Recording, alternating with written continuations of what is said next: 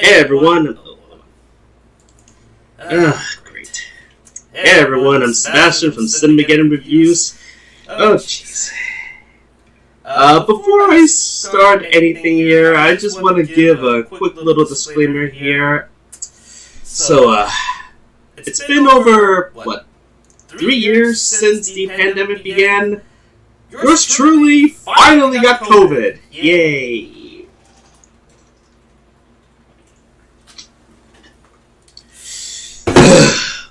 So, as you can imagine, I'm not feeling the best at the moment, and unfortunately, I really haven't found myself doing much in terms of anything nowadays. Hey, Mitchell, thank you for joining us. Or me in this case. Either way, I'm happy to have you here on the show.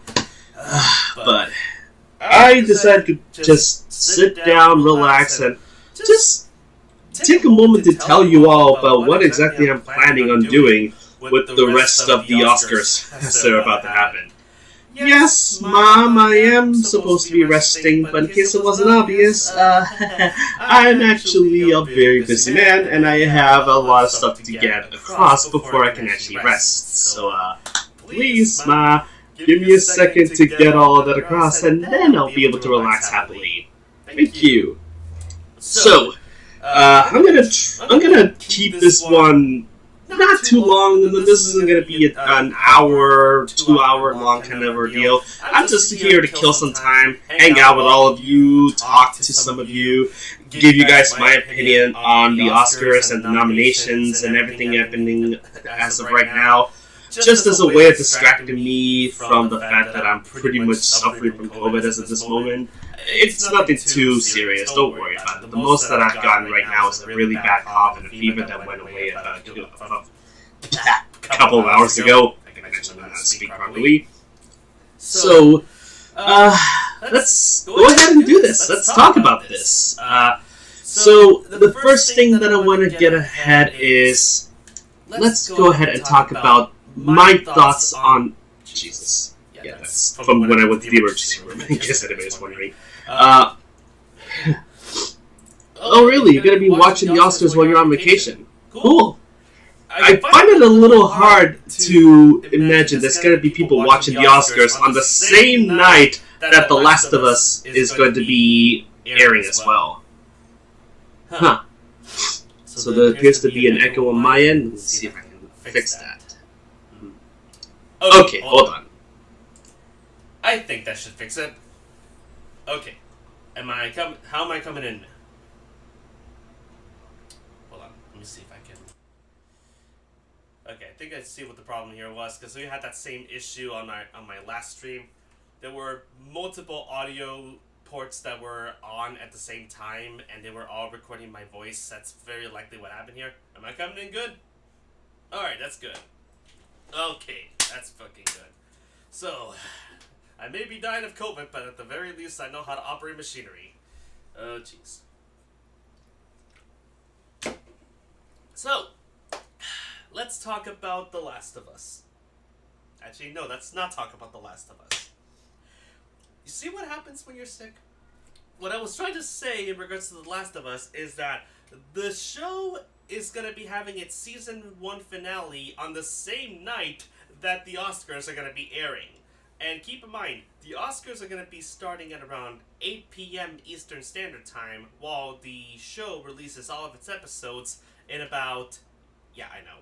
And while the show releases all of its episodes on streaming at around 9 o'clock at night, I don't know if HBO...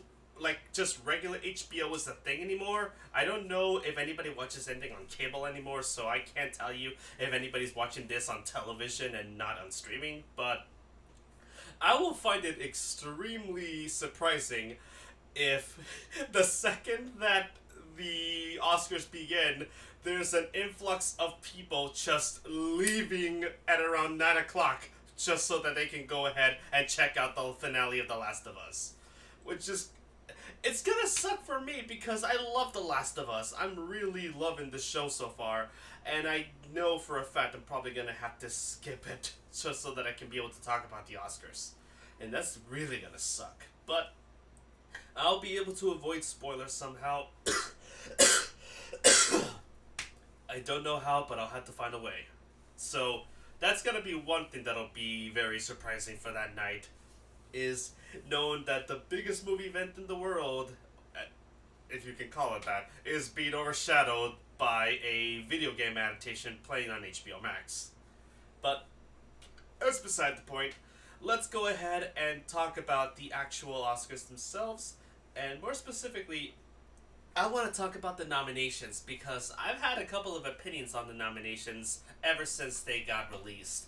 And some of these I feel very, not so much critical about, but just a little confused about. So, let's start from the beginning and work our way through to the Best Picture nomination. I have the list pulled up here by Variety. Oh, hey! How you guys doing? Hold on. La comunidad.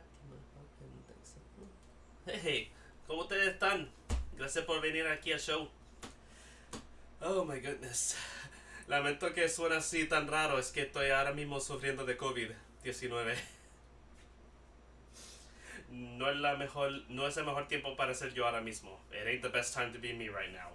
So, let's talk about the nominations. The first one that I have here is, I'm going to be skipping some of the technicals, like best sound editing and best film editing, because, those aren't the ones that some of you are very interested in knowing about, I'm sure. Those are very technical here. Let's talk about stuff like best actor, best actress, directing, and best picture, because I have a little things to say about this. More specifically, when it comes to best lead actress.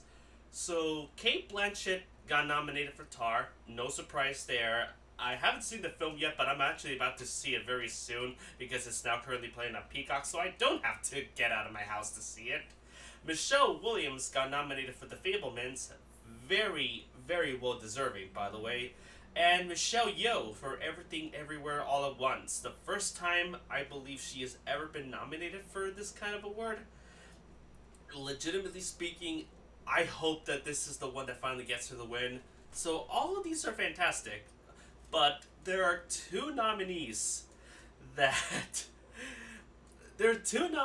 here that really, I guess the word isn't so much that upset me, but so much as just left me with preguntas, questions, like Ana de Armas for the movie Blonde. Why? And second of all, the fuck? Like, look, I don't know if you've actually seen the film Blonde, but apart from it just being a terribly disgusting and despicable movie in and of itself, Ana de Armas is really not a bad actress, and she's really good, but no way would I ever look at that performance and think, yeah, no, we should totally nominate her for this performance. This is absolutely deserving of it. So, that right there, that's already a can of worms, but that's not the one that I believe is the most controversial. You would think that Ana de Armas for Blonde is the most controversial one here, but no. The biggest controversy with the Oscars, because of course there's controversy, even though the Oscars haven't even started yet. The big controversy is Andrea Riseborough from the movie To Leslie. Now, have you seen the movie To Leslie? No? Well, good to know, because I didn't either. Apparently, this is a film that was not exactly seen by a lot of people. It was received very well by critics, from what I've seen, but it didn't do very well financially, and not a lot of people talked about it. However, from what I researched when it came to Andrea Riseborough's performance, a lot of celebrities, including people like Leonardo DiCaprio, have been campaigning like crazy all over social media to try to get her nominated in this movie. See, you've never heard of it. See? That's exactly what I thought. And there's a good reason for it. Because the movie To Leslie is essentially like the movie Minamoto, or whatever the fuck that Johnny Depp movie was called. The one that a bunch of cultists ended up trying to see if it would win for the Oscars fan voted in the last year's failed experiment to try to see if the fans can actually vote for something decent. So this movie went completely undetected, absolutely had zero press, zero talk about whatsoever, and yet because a whole bunch of celebrities were talking about it on social media, campaigning for Andrea Riseborough's performance, suddenly her performance got nominated in the Oscars, and now the Oscars themselves are actually getting a lot of backlash for this, to the point where they themselves are no, not Mordecai. That was another shitty Johnny Depp movie. I'm talking about a movie called Minamata. It's a TLDR. It's a movie where an American is out there in Japan trying to do some journalism or something. It was a terrible movie, but fans of Johnny Depp who are very anti Amber Heard were very quick to defend it. You know how stupid fans can be, but that's not the point. The point is, this entire situation was so controversial that the Oscars are currently in the process of reevaluating their nomination tactics, because apparently this entire thing was a situation where they were caught off guard just as much as we were. Like, how exactly do you get caught off guard by something like this? It kind of brings up the question of, do they actually see the movies where these performances are from? And I know for a fact that the Oscars don't always watch the movies that they nominate. I am still boiling with anger over the way that they completely glanced over anime films when talking about animation in the category. How one of the nominees, one of the people who were voting for the nominees were very quick to give their thoughts about it, saying no one cares about these Chinese movies because no one has ever heard of them. And I'm like, yeah, of course, nobody's ever heard of them except literally everybody complaining about it every day on social media. Good foresight there, genius. So now, this whole thing kind of raised a very important question. If this performance is so controversial to the point of not being well deserved, what other potential nominees do you think are undeserved to the point where they should be investigated upon? Because Andrea Riseborough's performance, however it may be, I have no idea, I haven't seen the movie, is absolutely crazy. Because this is really a case where no one outside of the celebrities who watched it were rooting for this nomination. So it really does feel like a crowd-funded nomination. And yeah, it kind of does sound like what happened with Avenue Q.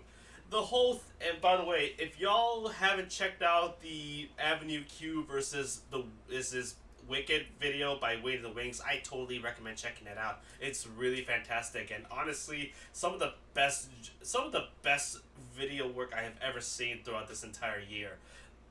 But this whole thing really does feel like they were trying to cater to a crowd and not knowing what the repercussions were for that. You know, like they did last year with the Oscars fan voted thing. How well did that play out? Oh yeah, they had a bunch of bots voting for everything Zack Snyder related. This is ridiculous. So, with that little tangent out of the way, I'm gonna go ahead and let's just take a moment and talk about the rest of the nominations here. For Best Sound, we got All Quiet on the Western Front. That one I 100% agree with.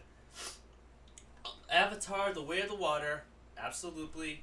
The Batman, Elvis, and Top Gun Maverick. As to which of these I believe is going to be the one to take the gold, I'm not really sure. All of these are legitimately some of the best in terms of sound editing for each and every one of these films. I do think that maybe Top Gun probably deserves that on account of the fact that every single sound in that movie just screams perfection. And this is admittedly just me talking out of my ass because I'm a bit of a Top Gun fanboy, but I love the film and sound editing of Top Gun so much. But if it wasn't Top Gun, I would say maybe All Quiet on the Western Front. If not, then maybe Elvis. I don't know how to feel about the Batman though, because the Batman sounds fantastic and so does Avatar, but I think these three in particular are perfectly decent enough to win the gold for best sound editing. Oh jeez. I'm not getting lightheaded, I swear. For Best Original Score, we got All Quiet in the Western Front by oh god, I'm gonna say the names wrong. I'm so sorry if I do. Volker Bertelmann. If I mispronounce that, my girlfriend would kick my ass because these are German names. Babylon, Babylon, Justin Hurwitz. I'm sorry, it's nothing personal. I get like that every time I talk about Babylon. The Banshees of Inisherin, Carter Burwell. Everything Everywhere All at Once, Sun Lux. And The Fablemans, John Williams.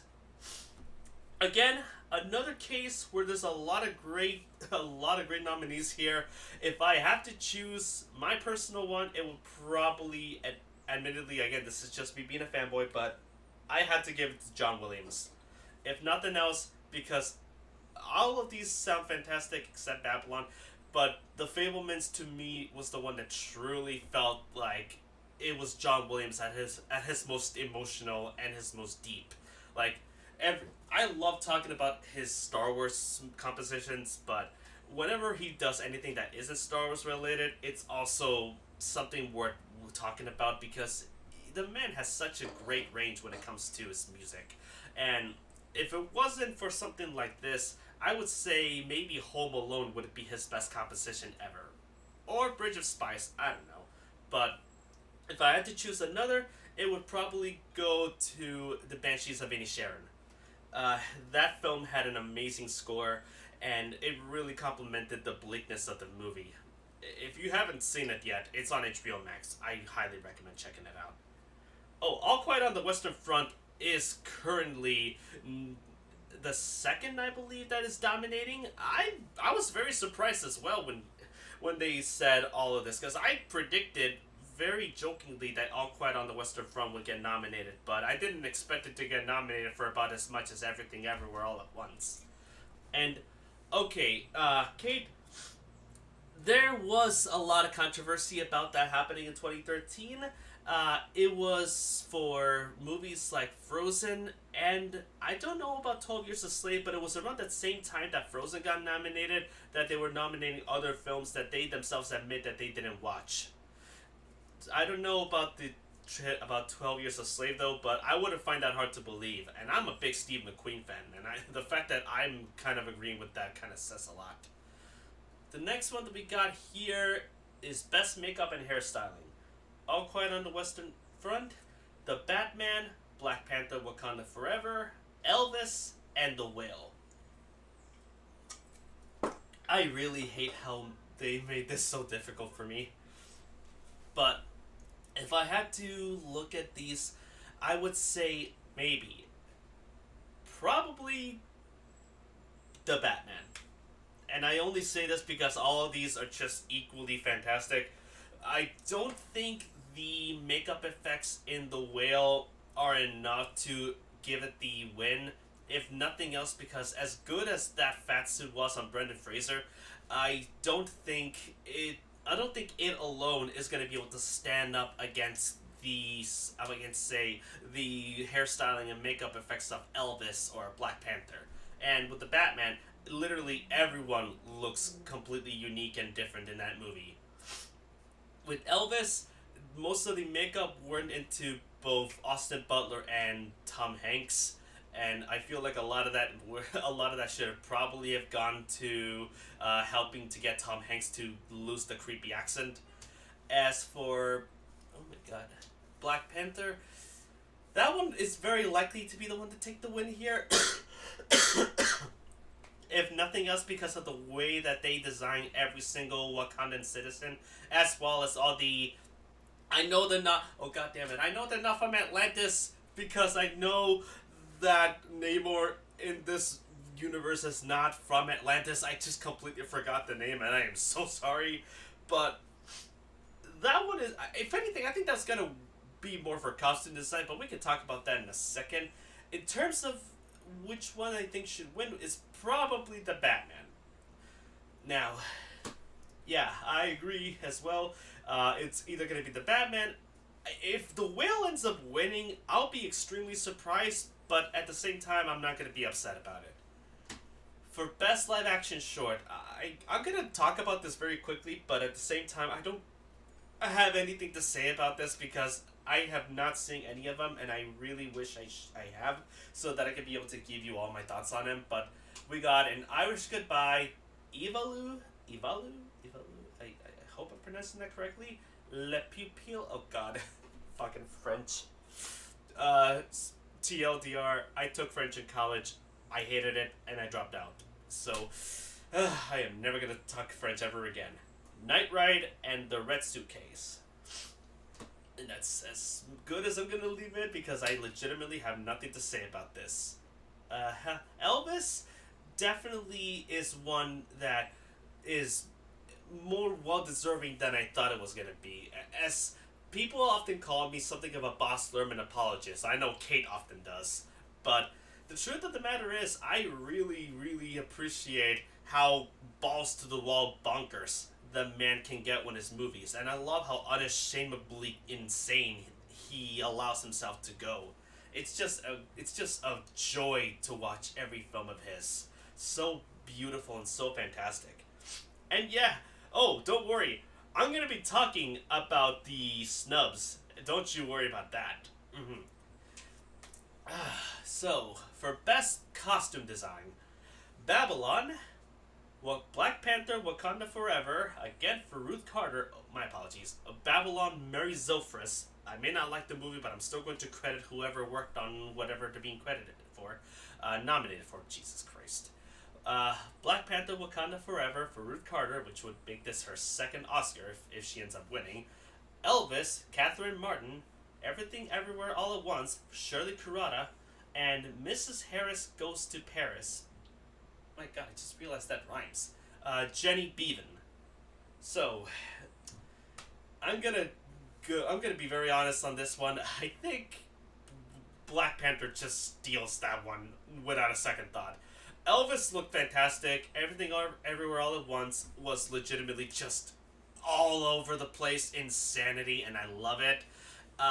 Babylon exists, and Elvis looks fantastic, but I don't have anything to say about Miss Harris Goes to Paris because I only just now remembered that I have a Peacock account and I have been just not using it in the slightest. And right now I'm just using it to watch Brooklyn Nine-Nine and then eventually watch Tar after I'm done with all this. But I think Wakanda Forever is the one that truly went all out with its costume design, especially with these denizens of not Atlantis. So if anybody knows the name, please write it in the chat for me to be able to know what it is, because the fact that I don't know what it is, or the fact that I forgot what it is pissing me off. So let's go ahead and move on to Best Animated Short Film. Okay, I would normally skip this one, but I want to bring it up here because I gotta talk about this. Best Animated Short Film. The Boy, the Mole, the Fox, and the Horse. That's the title. Good for you. The Flying Sailor. Ice Merchants. An ostrich told me the world is fake and I think I believe it. My Year of Dicks. I'm not having a COVID headache. I'm just trying not to laugh. I'm sorry. I'm looking at this and I'm thinking, are all of these just weird anime titles? I promise I'm not making fun of any of these. And I think I just lost 2 people watching because of the anime joke. But when I watched the nominations being announced and they mentioned My Year of Dicks, I swear to God, I was watching it with Robert, so he'll attest to it. There were people laughing in the audience when they mentioned that name. Because you can't say a name like My Year of Dicks and not expect to get a laugh out of people. Oh God, Talokan, thank you. Oh God, I finally remember what it is. Hopefully it's not too late. Alright, enough with the dicks, let's go ahead and move on. Best Animated Feature, okay. Oh, I have a couple of opinions about this. Everyone who knows me knows that I'm very opinionated when it comes to the Best Animated Feature category in the Oscars. So, first one we got Guillermo del Toro's Pinocchio. Absolutely deserving. I love it and I cannot wait to see it win. Marcel the Shell with Shoes On. I have heard nothing but wonderful things about this movie, and yet I have not seen it yet. This movie is one of those that everyone has talked about, but I have never seen nor heard of. And I kind of feel bad because I'm pretty sure that this film is fantastic, and I just don't know what I'm missing. Puss in Boots: The Last Wish. I feel like this one is going to be a lot of competition for Pinocchio, but at the same time, I'm not entirely sure. Put Puss in Boots: The Last Wish is honestly one of my favorites of the year, but definitely not one that came quickly enough for me to praise it as much as I probably should have. The Sea Beast. Wow, they really felt bad for Netflix on this one, did they? Even though Pinocchio was already a Netflix movie. And Turning Red. So, this right here, I feel like Turning Red and Guillermo del Toro's Pinocchio, along with Puss in Boots, these are all uniquely fantastic in my own opinion. Marcel the Shell with Shoes On as well. I can't say too much myself because I haven't seen it, but I feel like The Sea Beast was put in here out of pity. It's basically this year's... I told you I saw Puss in... Didn't I tell you I saw Puss in Boots? I saw it about 2 weeks ago, I believe. I saw... That damn thing made me cry. I saw Puss in Boots: The Last Wish, and without... I gotta be very honest. Never in a million years would I thought a fucking Puss in Boots movie would terrify me. But, there we go. It did. So, yeah, if you ask me, Puss in Boots and Guillermo del Toro's Pinocchio, along with Turning Red, are the only 3 movies that I can honestly see in competition with each other for Best Animated Feature. Everything else just feels like it's just there. Like, I'm sorry, Marcel, the Shell with Shoes On. I wish I knew more about you so that I can sing your praises, but I just don't. I hear everyone talk about you. You're the film that everyone loves, but no one will tell me why. Well, okay, well, we can talk about that later on your Discord if you would like, because I had seen it and I thought it was amazing. But, moving on, let's talk about visual effects. For Best Visual Effects, we got All Quiet on the Western Front, Avatar: The Way of Water, The Batman, Black Panther: Wakanda Forever, and Top Gun: Maverick. Okay, so I'm not even going to sugarcoat this. Avatar takes this one. I'm not even going to bother arguing about this. Like, I wanted it to be Top Gun, but I feel like this one would be cheating on Top Gun's part because visual effects to me are effects that you feel could not have existed in real life. But the problem with Top Gun is that it is happening in real life. It's all 99% practical. So I can't even say that. And honestly, it's not to shit on the movie or anything like that. It's gorgeous. It's a beautiful fucking movie, visually speaking. But I think Avatar really, really did blow me out of the water. Heh water.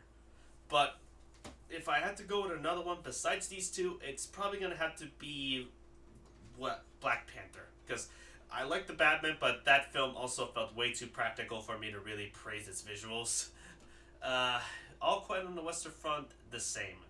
And when it comes to Black Panther, I guess I can say that the visual effects here have definitely improved since the first movie, and at the very least, the third act didn't squander all the visuals that they had.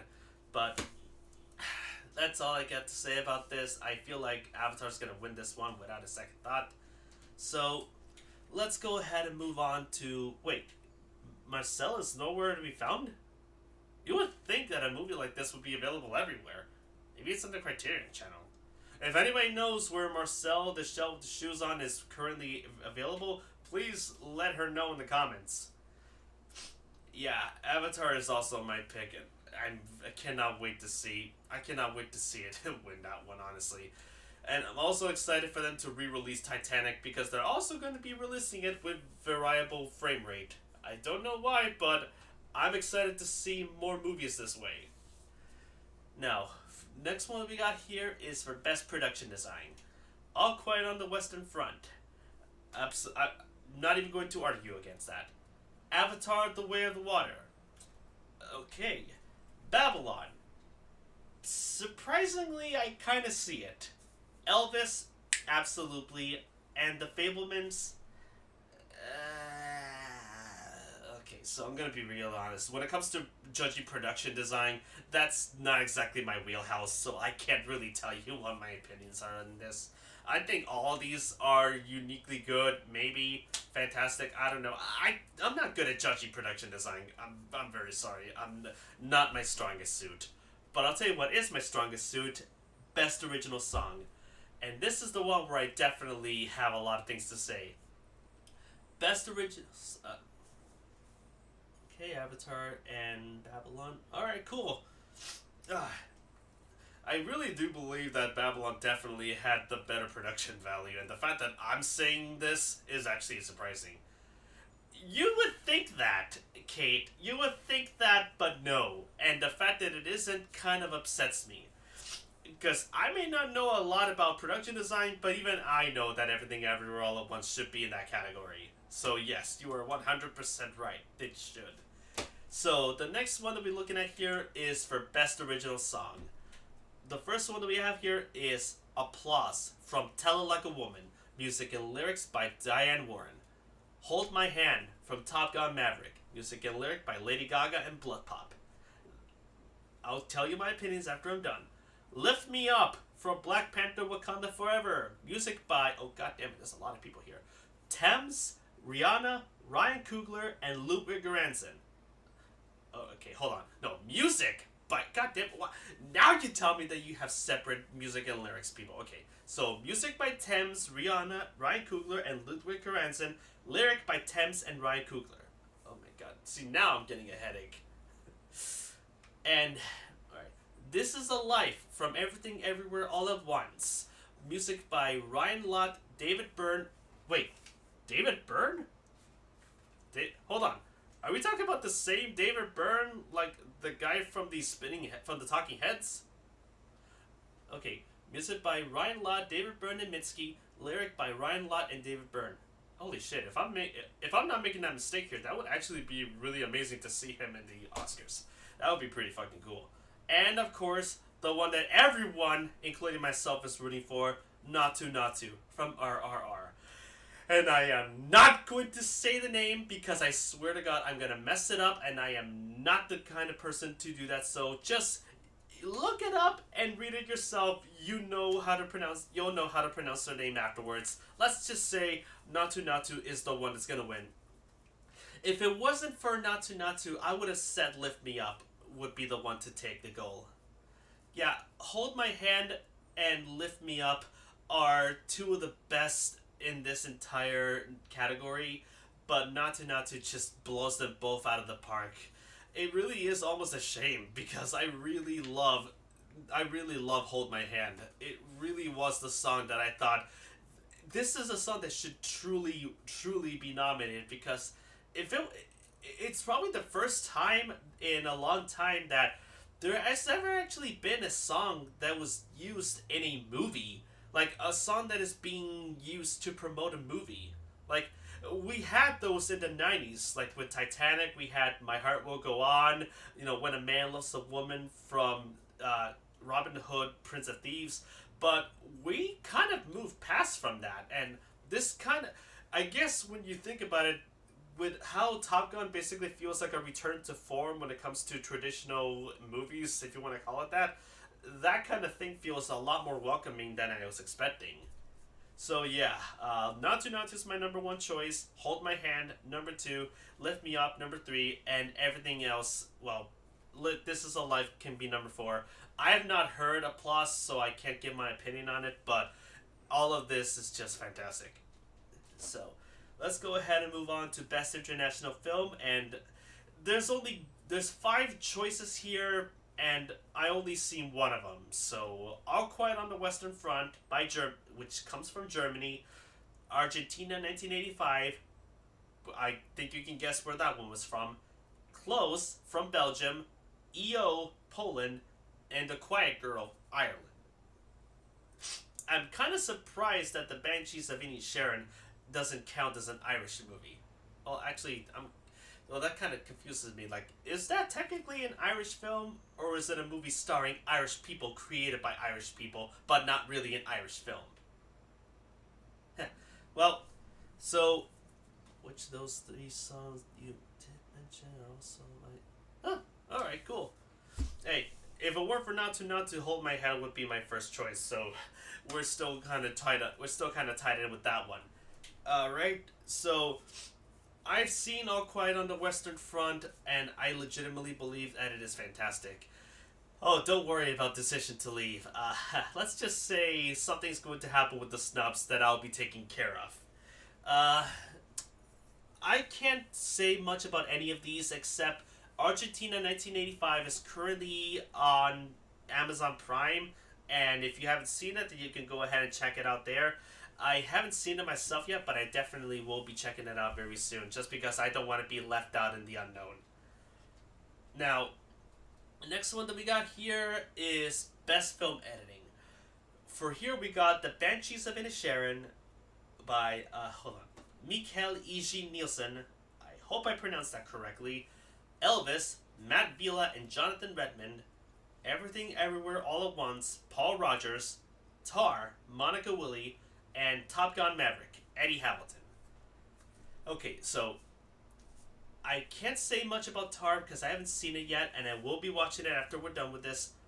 I don't think The Banshees of Inisherin is edited that well, or at least not that well enough for me to say it warrants the nomination. Because honestly, if we're comparing it to something like Elvis, which goes way over the top with its editing style, I feel like Elvis is the one that truly deserves the win here. But I have to say, Everything Everywhere All at Once is definitely the winner in my opinion.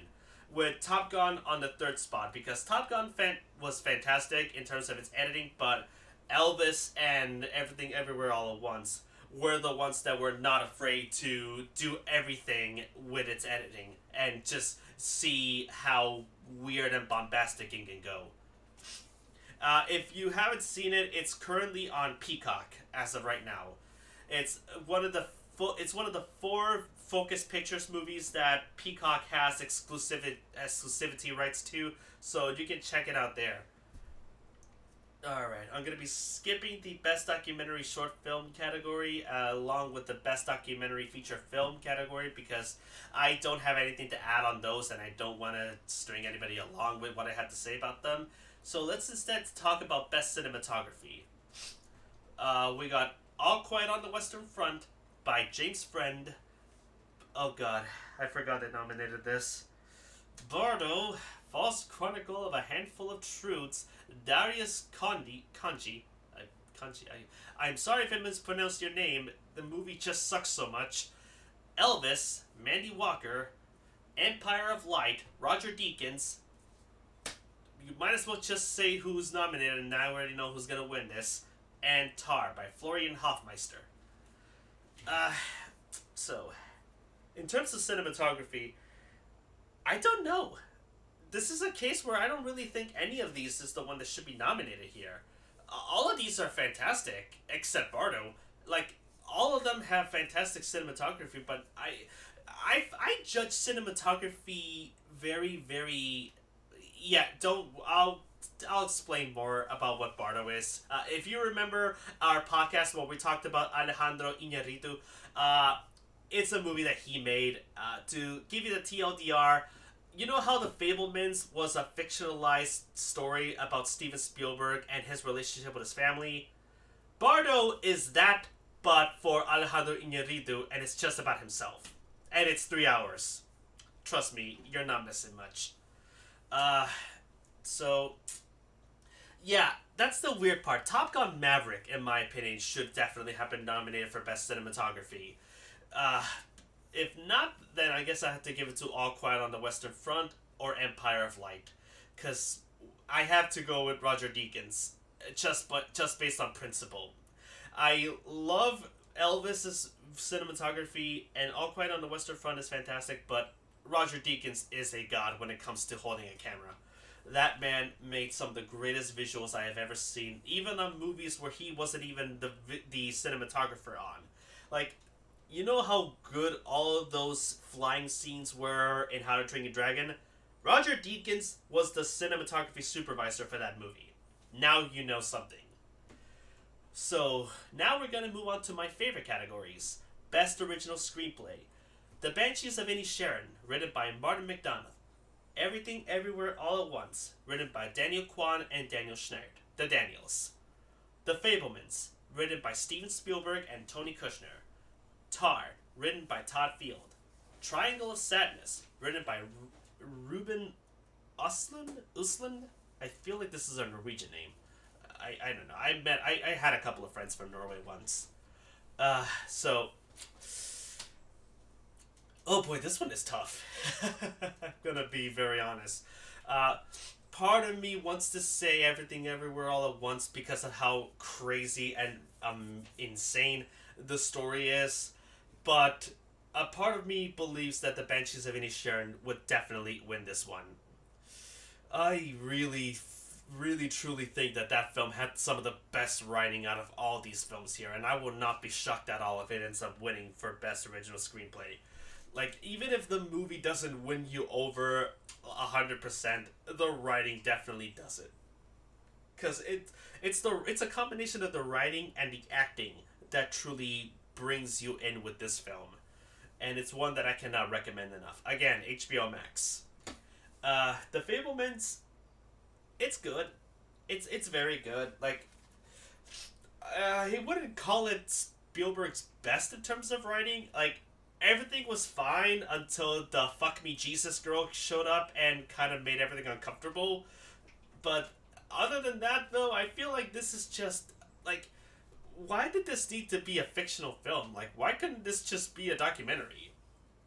And I know that there is a documentary about Steven Spielberg. My friend Emmanuel told me about it, but it just kind of goes to show, what was the point of this movie then? And especially considering, are we supposed to take something differently from Sammy Fabelman? If you haven't seen the movie, I'm not going to spoil it for you, but the movie coded Sammy Fabelman, the Steven Spielberg, in this movie in a very, let's call it, flamboyant light, if you want to call it that. Like, are we supposed to take something differently from this that Spielberg hasn't had the courage to tell us yet? I don't know. But that's just the way I interpreted it. I don't know. I could just be overlooking at this. But let's move on to Best Adapted Screenplay. All Quiet on the Western Front. Screenplay by Edward Berger and Leslie Patterson and Ian Stockwell. Stockwell. Oh, God. I'm so sorry. I promise you, it's the COVID talking. Oh yeah, what did you think of The Fabelmans? Did you think that it deserved to be nominated for Best Original Screenplay? Glass Onion, a Knives Out mystery, written by Ryan Johnson. Living, written by Kazuo Ishiguro. Top Gun Maverick, screenplay by Aaron Kruger and Eric Warren Singer and Christopher McQuarrie. Story by Peter Craig and Justin Marks. Women Talking, screenplay by Sarah Polley. Okay, so this one is also very difficult for me to choose from because I want to give it to Glass Onion, but I also think that Top Gun had the better screenplay out of any one of these films that I'm looking at here, except for maybe Women Talking, but that's only because I haven't seen it and I don't want to judge before I watch it. Glass Onion is one of the greatest movies I've ever seen in terms of writing. Just because it is the first time I've ever legitimately been surprised by something, and I feel like this film truly delivered and proved that Ryan Johnson really is one of the greatest screenwriters of our generation. Top Gun, however, it had everything that a movie like this deserves. It had a brilliant beginning, an absolutely wonderful middle, and a gut-wrenching and very optimistic ending. But, you know, call me basic if you want, but I feel like Top Gun deserves this one. Or Glass Onion. I'm good for 2 for 2. If it ends up tying like it happened a few years ago, I would not be upset. And yes, there has been instances in the Oscars where there was a tie between two winners. And I'm not talking about. I'm not even talking about fucking.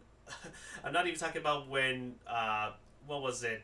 Zero Dark 30 and Spectre ended up winning for best sound editing. Was it sound editing or was it something else? But I know for a fact that this happened in like 2013. And yes, I know. I know for a fact that you would go with Glass Onion. And don't worry, I'm right there with you. I completely understand why. Who would have thought that a stupid Among Us joke in the beginning could have led to something much bigger? Hey, what do you know? Soda, that's basically what I'm saying too. It's so weird how we managed to have almost the same opinion here.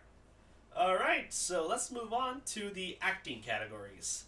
Best Supporting Actress. We got Angela Bassett for Black Panther Wakanda Forever, the first MCU actor to be nominated for an Oscar. This is a huge deal, especially considering that Angela Bassett's performance was unlike any acting performance that we've ever had in the MCU so far. Not even Robert Downey Jr., who, in my opinion, was by far the best actor that the MCU ever had, but definitely did not provide us with enough to justify this level of acclaim.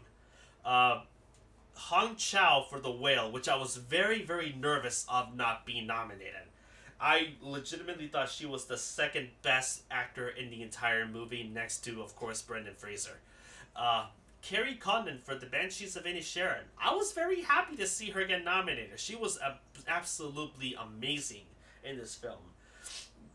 She made a lot of this movie that much more palpable and that much more enjoyable, right up until the end.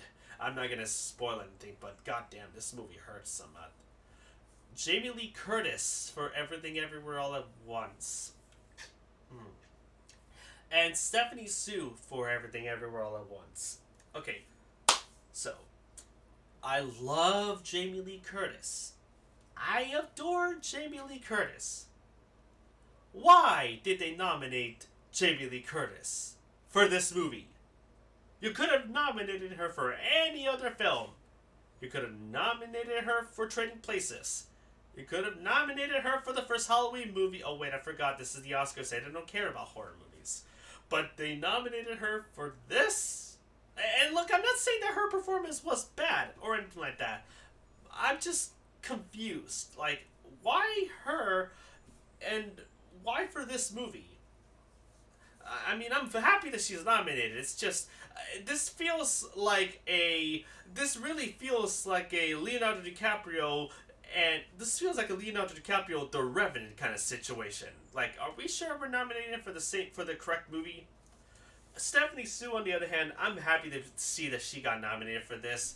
I was very scared that she was gonna get snubbed again, but at least they didn't do the mistake that the Golden Globes did. Yeah, I know. Trust me, I was upset when Sadie Sink got snubbed as well. I really feel like she should have been nominated for this category as well. Maybe she should have been nominated instead of Jamie Lee Curtis. But again, I'm not trying to throw shade at Jamie Lee Curtis. I promise you. It's just there are so many better movies that she could have been nominated for. I really do feel like this felt like a pity nomination. Speaking of which, let's go. Hold on. If you could go back in time and nominate one MCU performance for an Oscar, who would it be and what movie? They don't have to win or compare it. Okay. Oh, that's a good question. Alright, well, give me 1 second. I can think about that in the top of my Mark Ruffalo for the Avengers. I'm not even going to take a second to think about it. His first performance in the first Avengers movie was the only one, in my opinion, that truly showed that he was the perfect actor in this entire ensemble. Even back in the day, some of you don't remember, but critics were saying that his performance was good enough to be warranted for an Oscar nomination.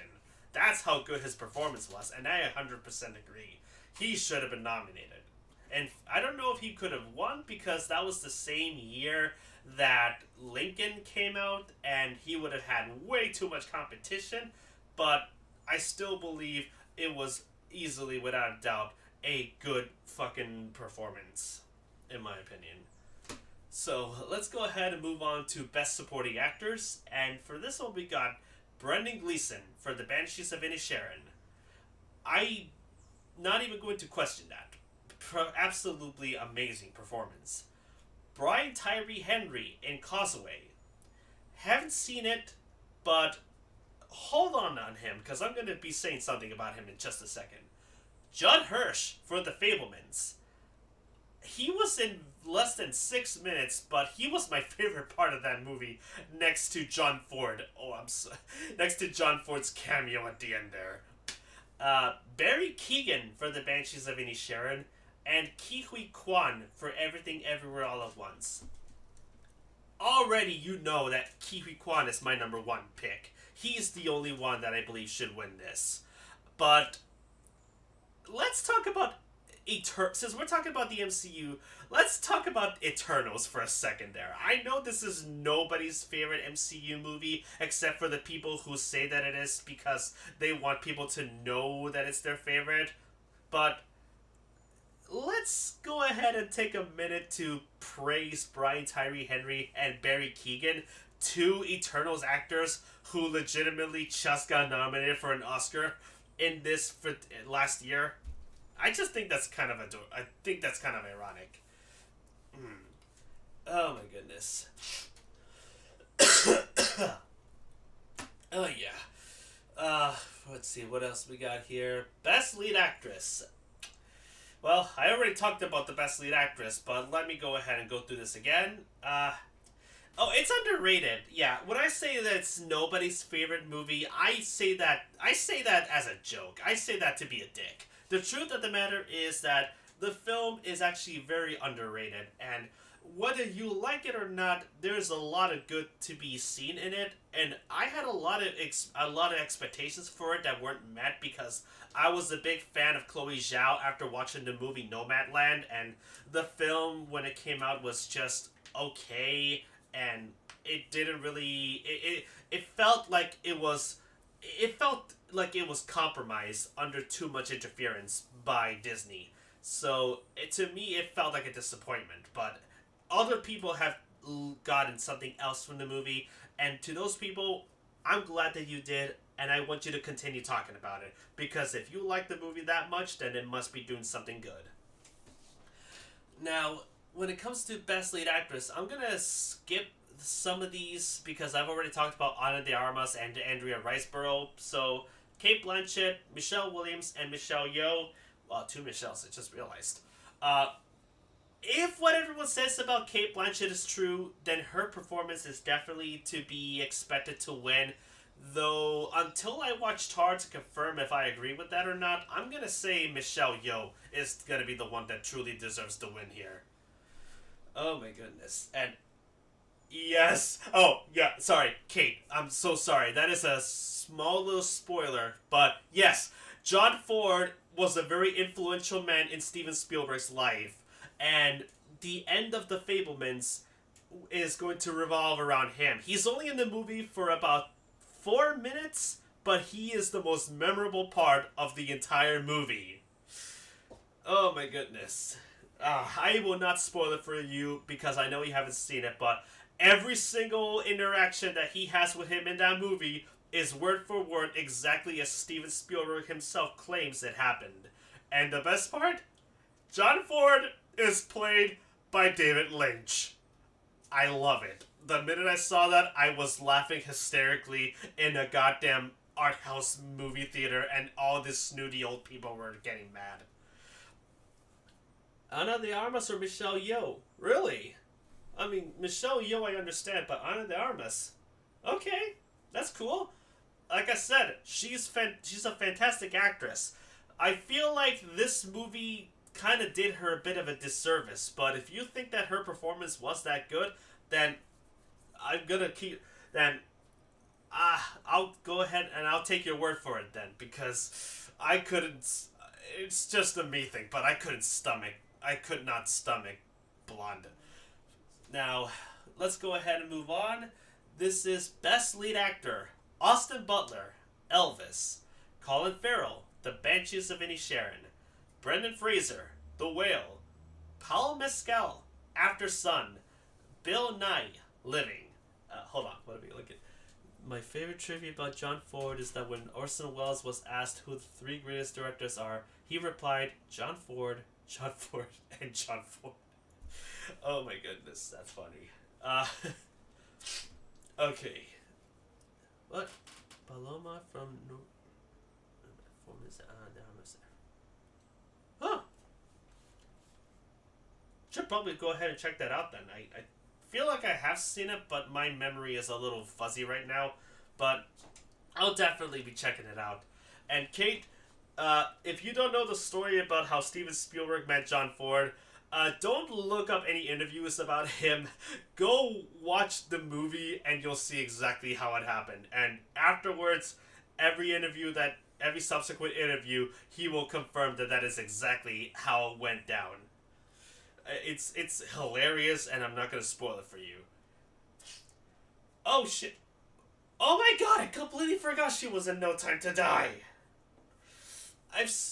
Oh my goodness! I watched No Time to Die, and I was so I immediately forgot it as soon as I watched it, because the film was so underwhelming compared to Spectre, compared to Skyfall. Oh my goodness. Oh, she was good in it though. She was absolutely fantastic. Better than Rami Malek, I'll say. Alright, for Best Lead Actor, Austin Butler, Elvis, Colin Farrell, The Banshees of Inisherin, Brendan Fraser, The Whale, Paul Mescal, Aftersun, and Bill Nye in Living. So, I've only seen 3 of these movies, and only one of them I truly believe deserves to win, and that's gotta be Brendan Fraser. If it weren't for that, I would say Colin Farrell or Austin Butler. As for Paul Mescal, he was one of the few that I saw getting a lot of huge traction on Twitter. Like, everyone was rooting for him to get nominated. And when I saw that he got the nomination, I was very shocked, but also very surprised and happy to see it. I haven't seen the movie Living, so I cannot comment on it, nor can I do for Aftersun. But a lot of people have told me a lot of good things about Aftersun, and the same with Decision to Leave. So I'm very inclined to believe them on this. Though, my opinion, Brendan Fraser is going to take the W. If not him, then maybe Colin Farrell. Yeah.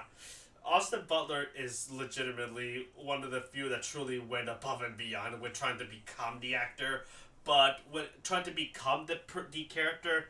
But Brendan Fraser, to me, truly embodied the performance that much more strongly. Alright. Now, for directing, I don't know why they call it Best Director here. Variety, we don't call them that anymore. We just say Achievement in Direction. We got Martin McDonagh for The Banshees of Inisherin, Daniel Kwan and Daniel Scheinert? If I mispronounce this, you can make fun of me all you want in the comment section.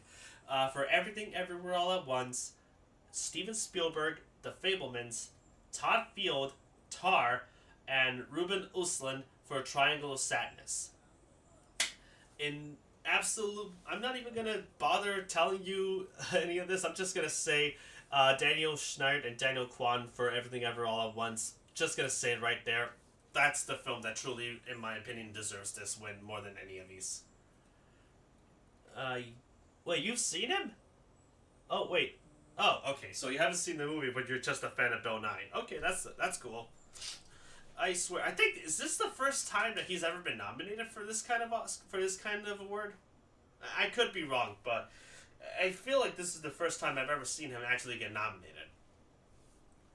Alright, so let's go ahead and talk about the big one. Best Picture. All Quiet on the Western Front. Avatar: The Way of Water. Elvis. Everything Everywhere All at Once. The Fabelmans. Tar. Top Gun: Maverick. Triangle of Sadness. Wait a minute, hold on. Did I skip one here? Hold on.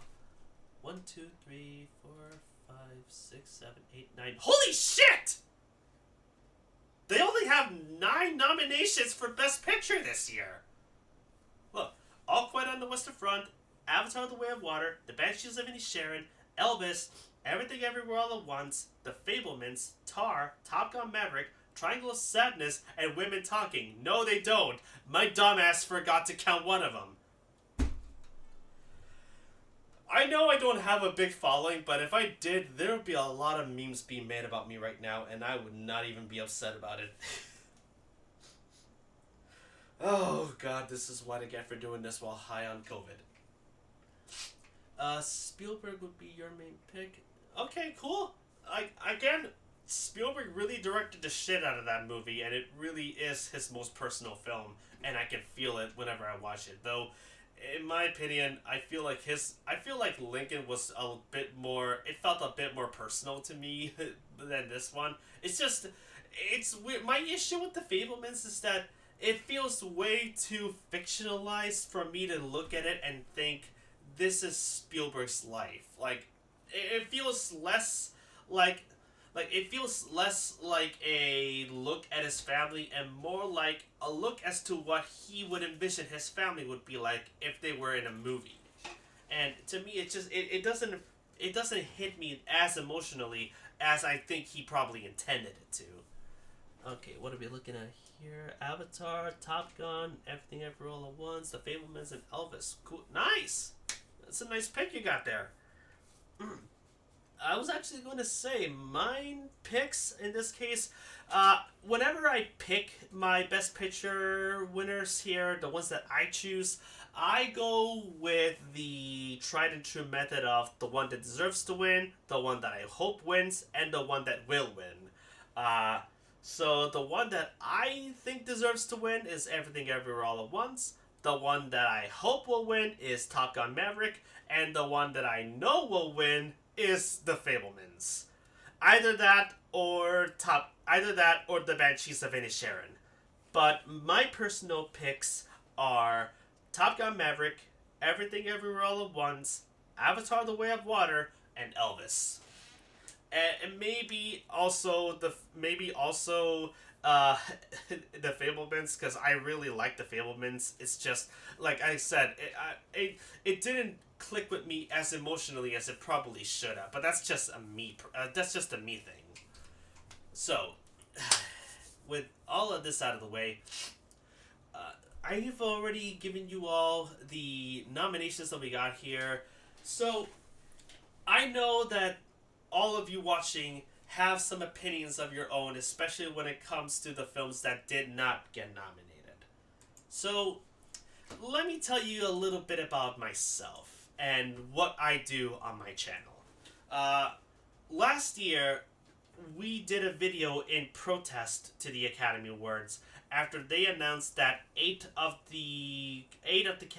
categories that they had were not going to be aired during the Oscar ceremony. And I took that with great insult because some of these categories were very important, like cinematography, best original score. As a big fan of both cinematography and music, I felt that to be very insulting. So, as a counter protest to what they were doing, I decided basically as a big fuck you, we did our very own Oscars show, if you want to call it that. An Oscars fan favorite, if you want to call it. Where we compiled a list of all the different nominations that were not nominated this year. All the films that people, in their opinion, think deserve to be nominated. And we put them up into several different polls for everyone to vote themselves to decide amongst us, the fans, what movie we believe truly deserves to win either Best Actor, Best Actress, Achievement in Direction, Cinematography, and Best Picture. The video itself may not have been the biggest success in the world, but it was definitely a really enjoyable video to make, and we had two amazing guest stars in it, along with some of my closest and personal friends, all taking part of the video, and it was one of the best videos I have ever made. I'm going to be doing the same thing this year, and I have the list 90% complete. The reason I say 90% is because, unfortunately, I'm still missing a couple of those categories. So, to give you an idea, I'm going to run up some of the nominees that I have for this. This is all just me and my video that I'm currently working on, but let me give you just a small idea as to what movies are going to be nominated in this particular Oscar show that we're doing. For Best Picture, we have RRR, Nope, Guillermo del Toro's Pinocchio, After Sun, The Northman, Decision to Leave, The Batman, Bones and All, Inu-Oh, and San Juan Beyond the Walls. This is just the Best Picture category. I have other categories here rounded up, and I'll be releasing polls on them very soon for all of you to vote. The video is going to be released on the day before the Oscars. Last year, we released it on the day of the Oscars because, again, protest. But this year, we're going to be releasing it on the day before. And what I need from all of you is that once the listing has been made, I need all of you to vote for each of these different categories so that we can be able to get your opinion on which of these films truly deserves to win. And then on the 11th of March, our video will be released running up all of the winners for what we believe truly deserve to win for the Oscars fan favorite video, which will be released again on March the 11th. Because I just said it and I'm dying of COVID and I need to stop. So, that's basically what I have planned here for the Oscars. And I'm going to try to see if I can get other guests to come in as well. I don't know who's going to be available, but if I can get anybody involved in this, it'll definitely be surprising. Anyways, let's see. Okay, cool. I'm going to be checking out Tar as well, so hopefully it's as good as everyone says it is. I don't know where I can find Triangle of Sadness or Women Talking though, but I'm going to be checking them out as well. To everyone else out there watching, thank you so much for checking us out. If you like what we see here and would like to see more, then go ahead and check out our YouTube channel for reviews, video essays, let's plays, and more. And if you would like to support the show, then check out our Patreon page for bonus content and exclusive rewards, including the chance to request for a show or movie for us to review in the future. As always, I'm Sebastian from Cinematography Reviews signing out, and I'll see you on the wasteland.